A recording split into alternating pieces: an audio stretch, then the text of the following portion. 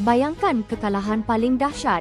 Medan perang berdarah, mayat berserakan, impian musnah sekelip mata. Bagi kebanyakan jeneral, ini adalah pengakhiran segalanya. Namun, bagi Cao Cao, seorang pemimpin luar biasa, ia hanyalah permulaan ujian sebenar. Di tengah huru-hara dan bisikan kekalahan yang memeritkan, emosi putus asa boleh meruntuhkan sesiapa sahaja. Tetapi minda Cao Cao tetap tajam dan berfikiran rasional. Dia tidak membiarkan perasaan menguasai, sebaliknya menganalisis setiap kesilapan dan keputusan dengan ketenangan menakjubkan, mencari penyelesaian pantas. Keupayaannya untuk kekal tenang selepas tewas adalah kunci utama kejayaannya. Dengan strategi yang jelas, dia segera menyemarakkan semula semangat pasukannya. Bangkit dari abu kekalahan, Cao Cao membuktikan bahawa ketenangan di kala genting adalah senjata paling ampuh untuk terus maju.